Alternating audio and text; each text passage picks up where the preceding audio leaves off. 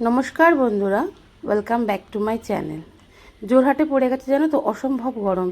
গরমটা আর ভালো লাগছে না, আর এই গরমে না ভাত রুটি আর ভালো লাগছিল না, তাই কালকে বানিয়ে নিলাম মুগ ডালের ধোসাও বলতে পারো বা মুগ ডালের চিলা। এই চিলাটা কিন্তু খুব হাই প্রোটিন আর খুবই খেতে টেস্টি, বাচ্চা থেকে বড় সবার জন্যই কিন্তু খুবই ভালো। তো চলো, চিলাটা বানাবার জন্য জানো তো, প্রথমে ওই সবুজ মুগ ডাল যেটা আমরা তড়কা বানাই, সেই মুগ ডালটাকে বেশ ধুয়ে মোটামুটি 4 থেকে 5 ঘন্টা ভালো করে ভিজিয়ে রেখে দেবো। মুগ ডালটাকে একটু ভেজাবার জন্য আগে কিছুক্ষণ রেখে দেবো। তো মুগ ডালটা ভেজাতে ভেজাতে দেখো, ভিভানের আবার পিয়ানো ক্লাস ছিল, নতুন পিয়ানো শিখছে, ওর থেকে ওর পিয়ানোটা বেশি বড় হয়ে গেছে। আমরা হেসেই সবাই পাগল হয়ে যাচ্ছি, ওর বাবারও ধরে নিয়ে গেল পিয়ানো ক্লাসে পিয়ানো শেখার জন্য। দেখো কত আনন্দ পাচ্ছে, পিয়ানোটা নিয়ে যাচ্ছে। তোরা চলে গেলে, এদিকে ডালটাও দেখো আমার ভিজে গেছে।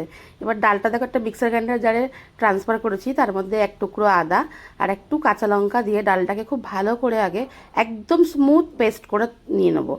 এবার ডালের মধ্যে পরিমাণ মতো একটু নুন আর কালারটার জন্য একটু হলুদ অ্যাড করে দেবো, দিয়ে সামান্য পরিমাণ একটু হিং দেবো। হিংটা কিন্তু স্কিপ করো না, হিংটা কিন্তু ভীষণ দরকার এই চিলাটা বানানোর জন্য। এবার ভালো করে সমস্ত কিছু ডালের সাথে দেখো মিশিয়ে ডালটাকে হালকা করে একটু ফাটিয়ে নেবো, খুব বেশি ফেটানোর দরকার নেই, হালকা করে আগে একটু ফাটিয়ে নেবো। তবে কি বলো তো, একটুকু জল দেবে, সামান্য একটু জল দেবে, জাস্ট এটা লুজ করার জন্য। এবার এটাকে কিছুক্ষণের জন্য রেখে দেবো।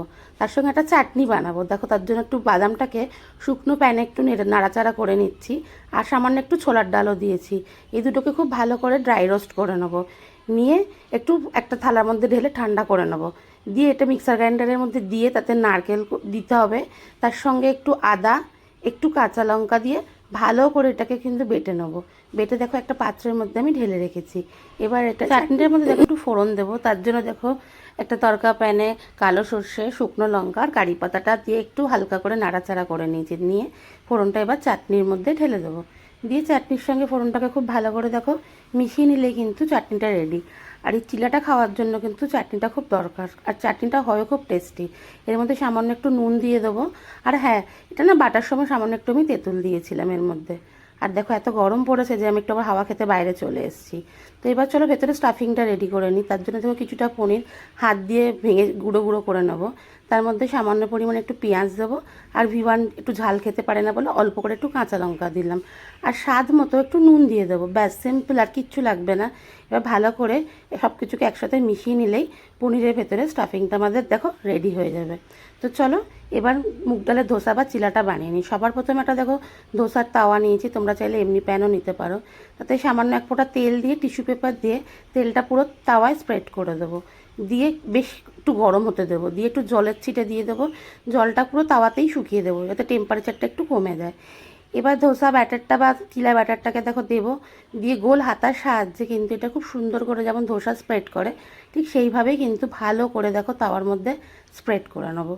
এইবার হচ্ছে ধৈর্যের বিষয়, লো টু মিডিয়াম হিটে কিন্তু এইটাকে টানতে দিতে হবে। এটা যতটা শুকোবে না ততটাই কিন্তু মুচমুচে হবে। তাই ওপর পজিশানটাকে দেখো খুব ভালো করে টেনে যাওয়ার পর আমি একটু বাটার লাগিয়ে দিলাম, এক পিঠে ভালো করে বাটার লাগিয়ে দিয়েছি। এবার এটা 1 থেকে 2 মিনিট রাখার পর দেখো এটাকে ফ্লিপ করতে হবে, আস্তে আস্তে আস্তে আস্তে এটাকে পাল্টে দেবো। পাল্টে দিয়ে অপর পিঠটাও কিন্তু হালকা করে ফ্রাই করে নেবো, তবেই কিন্তু এই চিলাটা কিন্তু মুচমুচে হবে।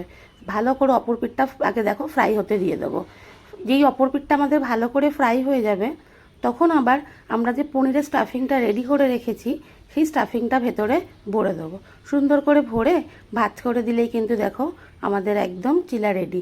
আর একটা জিনিস, হ্যাঁ, যেহেতু বিমান বায়না করেছিল, আমি ধোসার ওপর একটুখানি কিন্তু সেজওয়ান চাটনি লাগিয়ে দিয়েছিলাম, এটা তোমরা টোটালি স্কিপ করে যেতে পারো।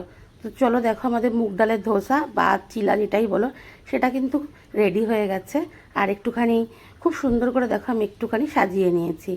এবারে চলো পরিবেশন করি। সবার প্রথম দিয়ে হচ্ছে আমার ছেলে ভিভান বাবুকে।